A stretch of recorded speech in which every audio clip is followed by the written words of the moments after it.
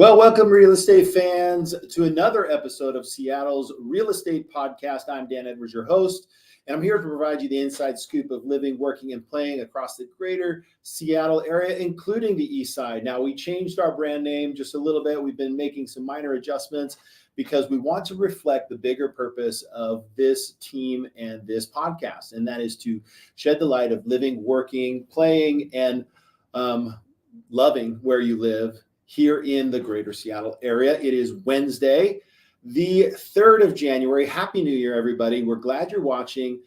Please do like us on Facebook and YouTube where you find us, and go ahead and subscribe to those channels. You can also find us anywhere podcasts are streamed, including Spotify, Google Podcasts, and Apple Podcasts. We would love your feedback and rating in those locations. We hope that we provide an entertaining and informative podcast about living, working, playing on the east side, in Seattle. I have to change that. It'll take me a little while. We have a spectacular podcast today. We are actually going to be talking during our Real Talk segment, should you buy, sell, or invest in 2024? Then we will be joined by our good friend Tucker Maxwell for our mortgage moment that will be talking about the financial side of it. It's some very interesting stuff, folks, very exciting stuff. And I hope that if you are watching this podcast, you find it as exciting as I do, that you share it with your friends, because it's going to be very informative for anybody that has any moves. And then one of my really favorite things, we're welcoming a business, Earthwise Architectural. Aaron Blanchard will be joining us, and he owns a company called Earthwise Architectural. It's an environmentally friendly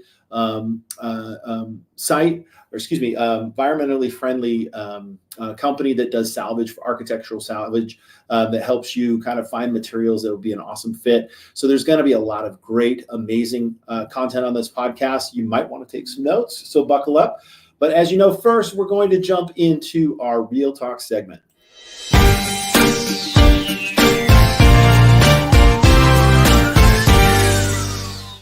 All right, if you're like me, you think about real estate all the time, and it's true. It's a part of our national psyche. For some time now, we've been thinking and wondering, what's going to be the best possible time to buy or sell? For renters, it may seem unobtainable. For homeowners looking to go into a larger home, it may seem frustrating. And for investors, you may be saying, well, where are the cash flow properties, right?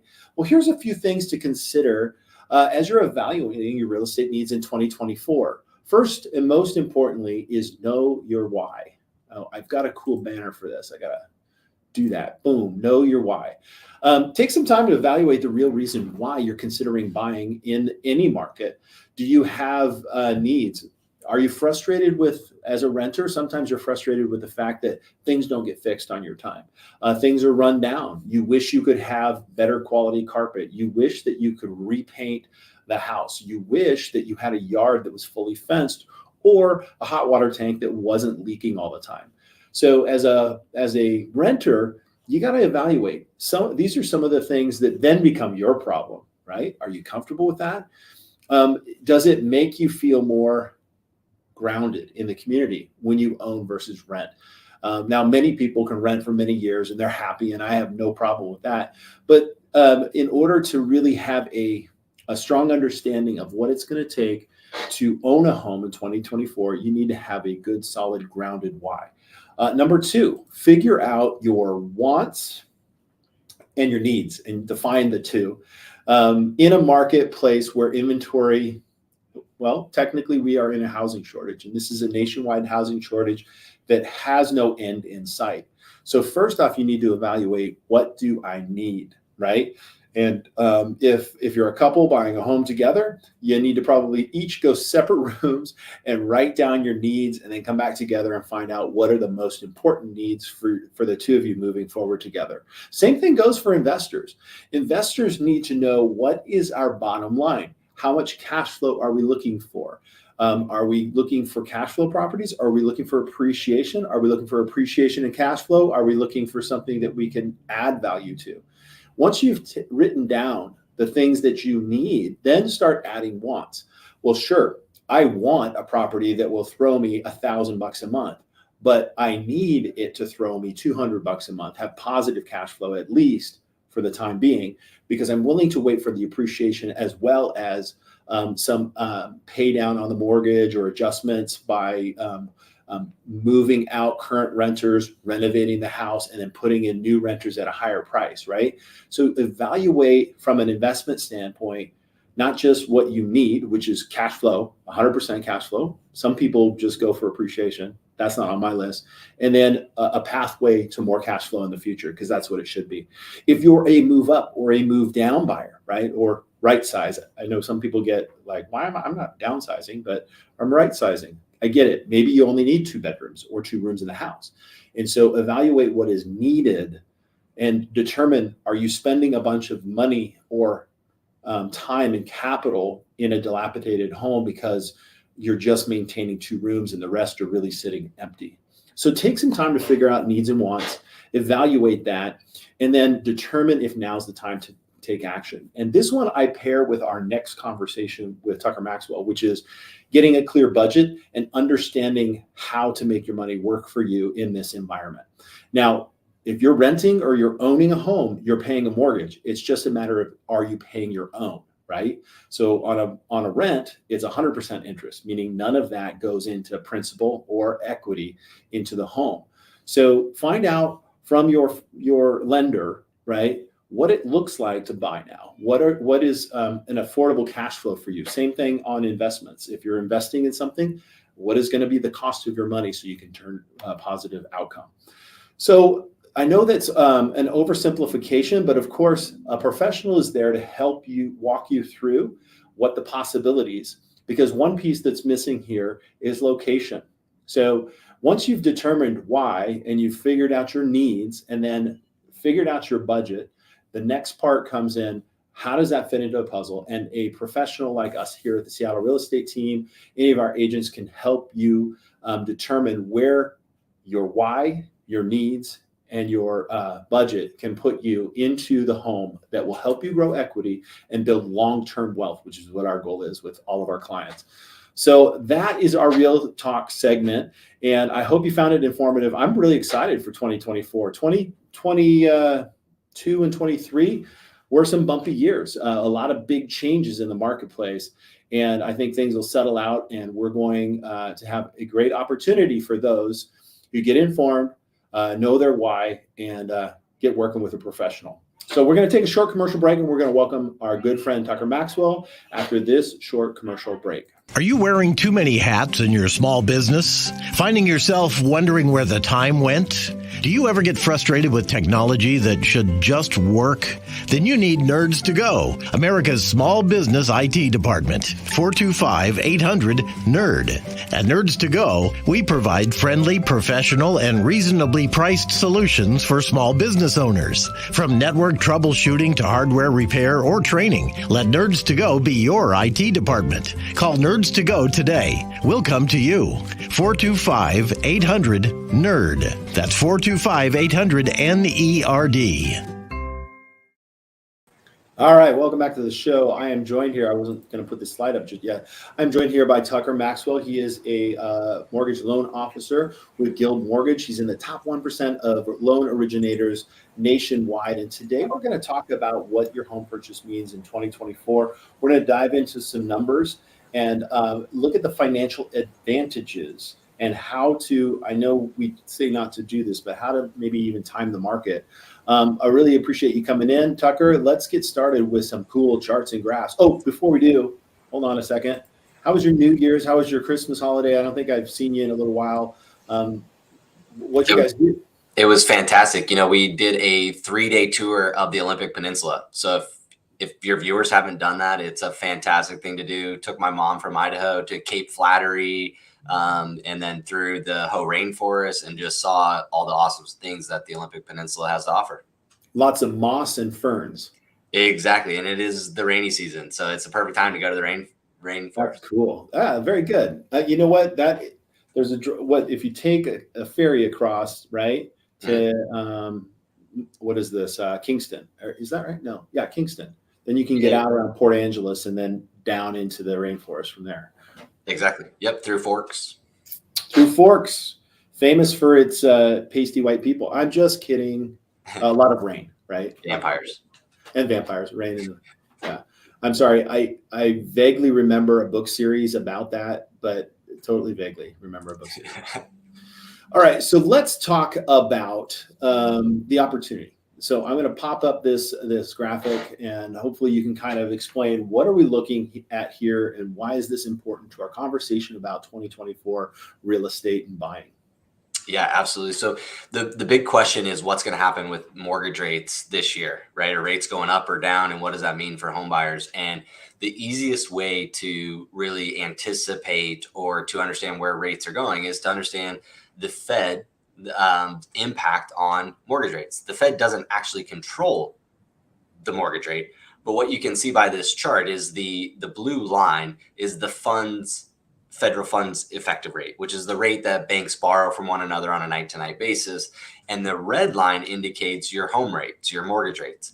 And what you can see here is it tracks pretty closely. As the blue line dips, the red line dips. As the blue line goes up, the red line goes up. So what we know is if the Fed anticipates lowering rates in 2024, that should in turn lower mortgage rates this year. And so we're really excited that hopefully the peak is behind us. We've seen the highest rate that we're going to see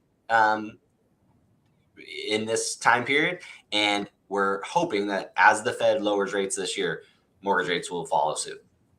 Right. So as I look at that, I see, the line telling up, and who's Fred? Is that somebody besides the Fed? It is. That's just who puts this information together. Okay. Yeah. Just making sure.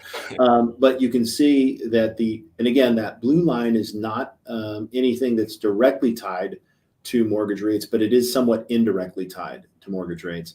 And so by raising that, when you hear of people talking about the Fed raising or lowering rates, it's not the red line that they're affecting, it's the blue line.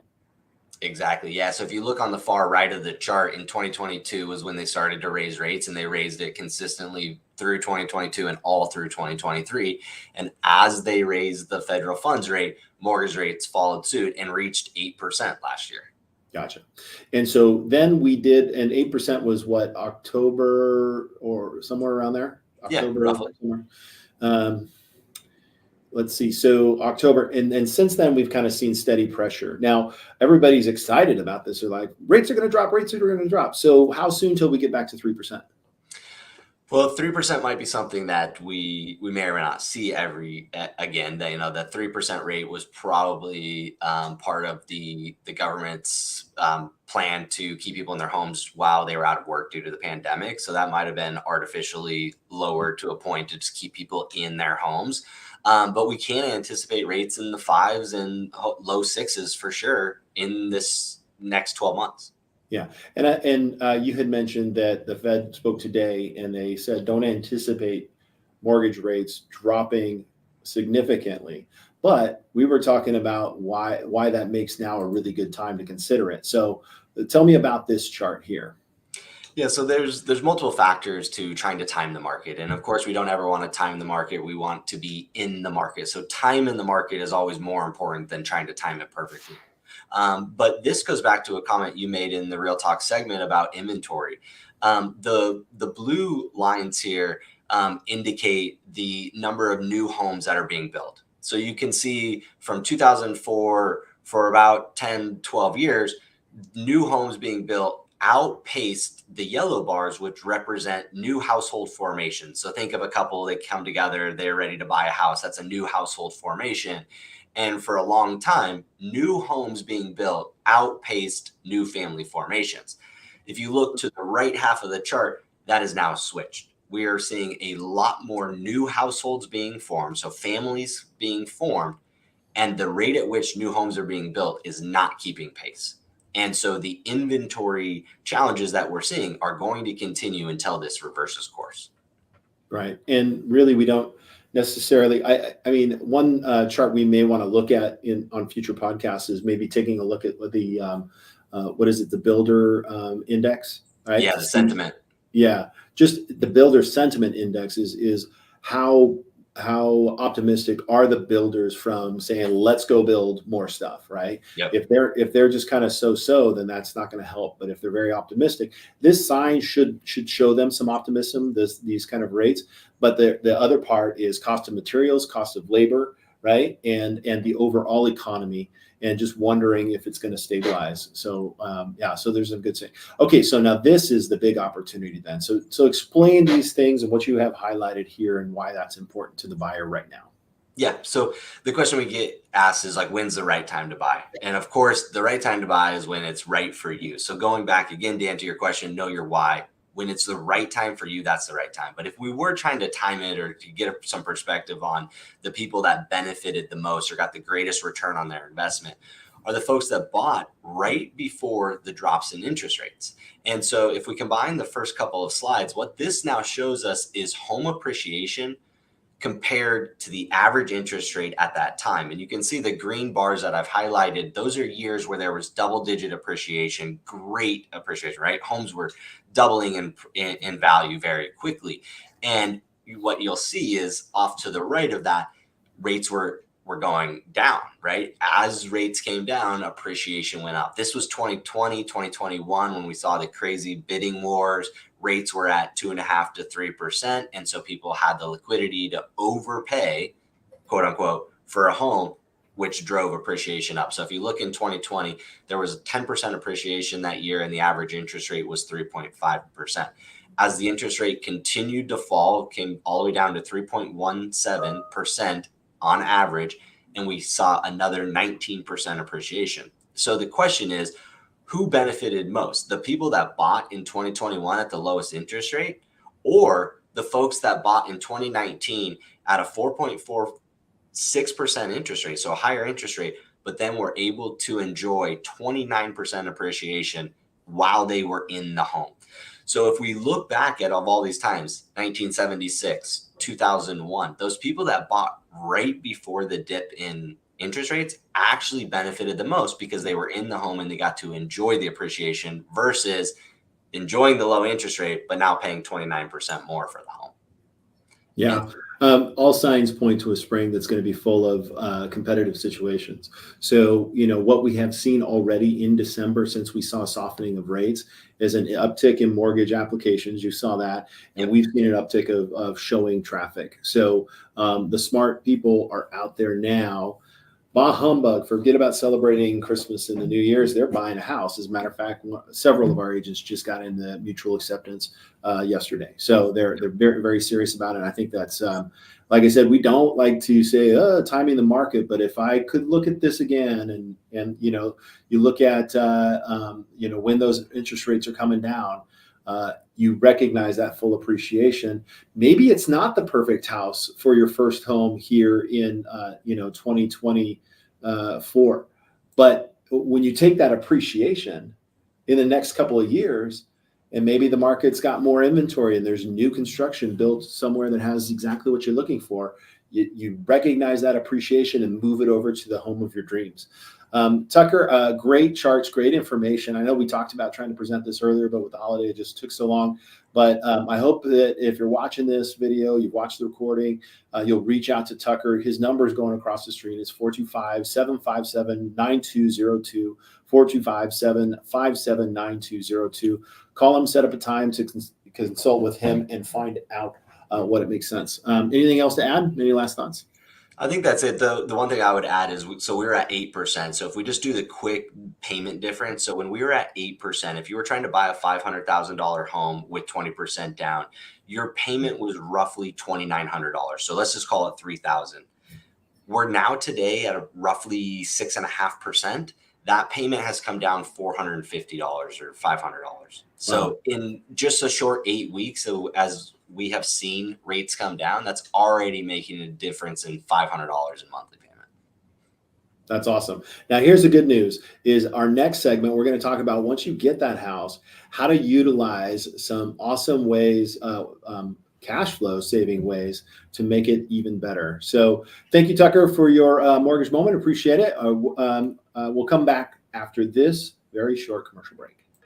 Are you worried about your health holding up as you age? Buying a new home often involves paying your mortgage for 15 to 30 years, and you'll need to be at your best to keep working strong as you age. Cummins Chiropractic and Wellness has helped families just like yours regain optimum health as they work hard to provide for their family. The team at Cummins Chiropractic and Wellness treats patients with both crisis care and lifestyle care with our state-of-the-art individualized services. We have seen thousands of people reach and maintain their best health as they age. To learn more about how chiropractic can help you achieve your best health, you can call Cummins Chiropractic and Wellness at 425-590-9158 or reach us online at CumminsChiropractic.com. All right, welcome back to the show, our podcast. I am your host, Dan Edwards, managing broker of the Seattle real estate team. And today I'm joined by Mary Abraham, a broker on our team, and our guest, Aaron Blanchard, director of operations at Earthwise Architectural Salvage. From doors to windows, lighting to lumber, Earthwise warehouses in Seattle, Kenmore, Tacoma, and Aberdeen are treasure troves of unique pieces with high quality building materials and architectural gems like stained glass, wrought iron, and antique columns. Aaron and the rest of the Earthwise team offers salvage services and guidance for your home projects. Started in 1991, Earthwise Architectural Salvage has been in the Pacific Northwest for 30 years and counting. Welcome to the show, Aaron. Thanks so much for having me on. Now I got to figure out how to get you kind of there. That's better because I don't need to be the giant person in the show. But all right, cool. Look at this. We got a triple slide of this. All right, so tell us about your journey into architectural salvage. Sure, yeah. So I had just, I think it was 2014. I'd just gotten out of a couple years in Peace Corps Uganda, and I was kind of just aimlessly figuring out the next steps. And I was talking to a buddy of mine and kind of a late night with him. He's a demolition contractor, and he was I was asking if he had any jobs, side work I could work on, and he mentioned someone that comes to his job sites and pulls up all the floorboards. And I was like, hold on, man, what's that called? I've never heard of that before. And he's like, I think it's like salvage or something. So, popped on, I think it was Craigslist at the time, and saw that a company called Earthwise was hiring, and they actually didn't have a position for me at the time, but I think they just saw how eager I was to get into it. And so they hired me, kind of created a position for me down at our Tacoma location. And then about 9.5 years later, here I am, director of operations of the company. And we've opened 2 stores since then. And we're on kind of an upward trajectory right now. Nice. That's stellar, Aaron. Can you tell us about how Earthwise started? Yeah, so kind of like you mentioned, in the early 90s, actually late 80s, the owner was, he was a demolition contractor, kind of a general contractor, and he was the guy that just kept saving everything. Kind of standard operating procedure when you're demolishing a house is to just crunch it into as small pieces as possible, leave everything inside the house, get it in some dumpsters, set it to the landfill. And he just he's like, this door is amazing, and also realizing, seeing what's being put in modern houses, and, it's like everything's made out of vinyl now instead of, old growth, beautiful Douglas fir that was, probably milled in the county of the house where the house was built. Mm. So he just kind of kept, on a slippery slope to becoming a hoarder. His garage became fuller and fuller until eventually he rented a parking lot, hired his homeless neighbor, and they built a little shed, and he just started selling stuff out of there. And then, time went on, we got more locations, and kind of the cool thing that brings it all back together is we just opened our Kenmore location this last summer, and we are across the street from the parking lot that he originally rented to start Earthwise. So it's kind of come full circle. Wow. That's awesome. So then how does incorporating architectural salvage add to the value of a property or project? Sure. I mean, I think kind of higher quality and lower price. Typically, if it's something that's still available on the market, we sell it for half price. It kind of struck me with your opening, when you're talking about new homeowners, wanting to do all these things and kind of wondering if it's possible. I mean, you mentioned fencing, you mentioned appliances. Those are the kind of things that we sell at half price here. So, most of the time, a water heater is, lived a couple years in a house, and then somebody moves out, somebody decides, buys the place, decides to gut it. That's when we get a call. We go in, our crews remove all the stuff very carefully. We bring it back to our warehouses that are available for the public to come shop. We also have everything on our online inventory, so you can shop in your pajamas at home. but it's a really nice way. It was really important for me when I got my first house was to be able to outfit it in a way where I felt like it wasn't just, the very cookie cutter, whatever Home Depot has. You can add a lot of character, as well as getting, basically the crappy particle board cabinets you can get at Home Depot. You can come here and for probably a little less money, you'll get the plywood version of that. That's not going to disintegrate when water touches it. Things like that. So you really, it's on the quality and the price end that there's a lot of value in salvage. Are you seeing any current trends in the use of architectural salvage in real estate development at this time, Aaron? Well, there's a lot of things happening, kind of at the permitting level. One of the big ones is recently they've made it so that you can use salvage lumber in the structure of your building. It used to be that you would have to get a like an architect or an engineer to like grade your salvage lumber, and now they've designated as like any salvage lumber is just by definition going to be higher quality than the new stuff. So that's kind of a big trend. Deconstruction's a thing we're hearing a lot about, and something that you guys have probably heard is might be on the horizon for developers is instead of demolishing houses, they're actually going to start making people deconstruct them or incentivizing deconstruction. So rather than crunching it into little pieces, you take it apart by hand and you can reuse every single piece of it. And then there's kind of the design element too. I think people are getting a little bored of the millennial gray kind of look that you see it a lot of flips. It's like just the gray floors, the white trim. And so if you just, add a beautiful old growth mantle can be just like this, a real, something nice to add some character to a kind of a bit of a sterile look that has been trendy lately. So we've noticed a lot of people, we have a mill, our Tacoma location is a 1901 sawmill, and we have modern milling equipment there. So we do a lot of lumber.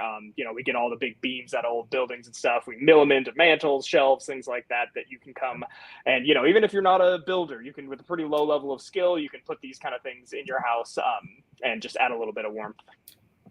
So how does Earthwise Architectural Salvage contribute to sustainable, eco-friendly building practices? Sure. So I would say both on the supply and the demand side. So, if you're going to be demolishing your kitchen, or, I should say remodeling your kitchen, which part of remodeling your kitchen is demolishing your old kitchen. Rather than having that all go to the landfill and just, rot away and contribute to climate change and all that, we go in, contractors love us because we go in and we actually do the removal. So we save them a ton of labor. And then we get these materials that, so no longer going to the landfill, they go to our shop. And basically if you're coming and buying reused cabinets, that's one less new set of cabinets that have to be made from virgin materials. When you think about supply chains and stuff we all got really familiar with, during COVID and everything, every single thing that we get, especially when it's stuff that's, made abroad, has this just long, carbon packed history of getting it to the sales floor of Home Depot or Lowe's or wherever, versus like, it doesn't get more local than us driving up to Queen Anne in a box truck, filling it up with, reusable cabinets. And a lot of times they're very nice houses that we're salvaging. So you get these very high-end materials, and then someone can come and buy them at a lower price. And, it's a big boom for the economy and for the green economy, especially. Thanks, Aaron. How does the cost of using salvage materials compare to using new materials in construction or renovation? I know you kind of touched upon this earlier, but I'd love to hear your opinion on that.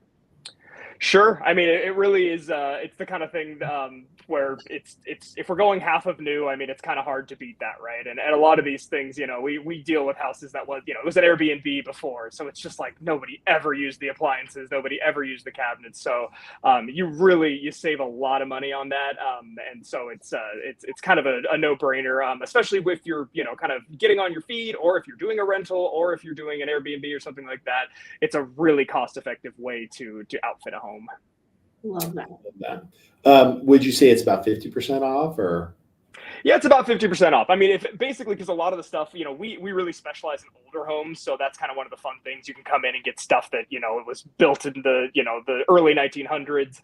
But if anything is still available, that's one of the ways that we price things. If you can find it at a normal hardware store, we just go look, okay, what's Home Depot selling it for? We're going to be half of that. Yeah. What would it cost to go get this, VG fir door, 6-panel front door, we're going to be half of what it's going to cost to get it new. So yeah, it's pretty affordable. So have you been able to see some of the effects of your clients out there in the workplace, the blend of the historical and new? Have you been able to see what they end up doing? Do you have any after pictures? Maybe not to share today, but. Oh, sure. Yeah, that's always been, it's always a tricky one because we get these amazing things and then they leave and then we don't always get the picture, the after picture. So we try and incentivize that by just any customer that comes and gets something from us. If they send us a picture of what they did with it, then we send them a coupon for their next purchase. Because that's one of the fun things. I mean, it's a great way for us to advertise, but it's also really fun. And a lot of times, if my retail staff didn't know the whole history, we'll reach out to them like, oh, I don't know if you knew this, but this was out of a 1925 church. And, we had to get it up, carry it up a bunch of stairs. And so a lot of people really like to have a story, when you have friends over and they're like, where did you find this? Where's this mahogany church pew from? And, and like, oh, actually, that was University Temple. I got it at Earthwise last year. And, you can drive by it now. It's a gravel parking lot, but it was a 1925 church that, had all this amazing history. So we try whenever we can to get the history to the person who's buying it so that, bragging rights, but I have also a church pew joke in there that I'm not going to say. So I think that's for the best. I'm sure it's hilarious. Aaron, what advice would you give to real estate professionals who are interested in incorporating architectural salvage into their properties? I think it helps to plan a little bit. It helps to kind of know what your focus is because at any given time, I tell the retail managers here, it's like in the salvage world, you kind of get what you get. You get what is if someone's throwing something away, that's where we try to, insert ourselves to keep it out of the landfill.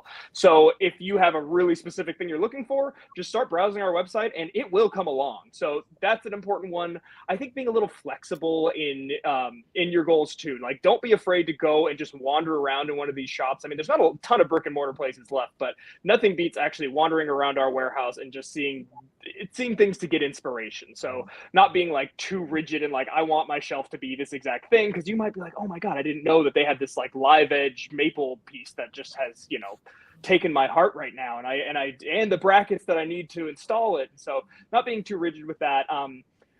Really functional things like if you have a kitchen that has a lot of corners, make sure the cabinets that you buy has corner cabinets. That's something people seem to forget. But there's a lot of really creative ways that you can, retrofit materials as well. Yeah. Awesome. Well, listen, Aaron, I so appreciate you coming on our show today and kind of opening up the eyes. We have a lot of people like you said that are going to buy a home that is just not got everything that they want. It has everything they need, right? Because we talked about that. And having a company like yourself, where's your Seattle location?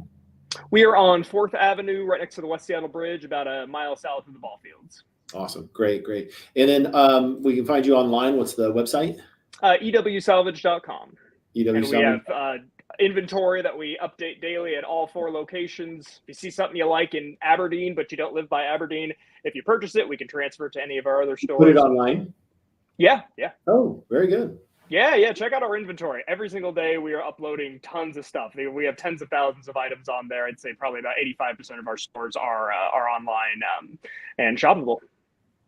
That is awesome. Well, thank you so much for coming on the show. And I'm just going to bring Tucker back in for our final thoughts. It's 2024. We've got a lot of opportunity out there. We've got ways to get you the cool new chic house you want. And I'm super excited. If you're watching this and you know of a business that would benefit from being highlighted here, let us know. Reach out to myself or Mary. You can find us on the SeattleRealEstateTeam.com. And everybody have a wonderful and prosperous new year. Awesome. Thanks, guys. Thank you.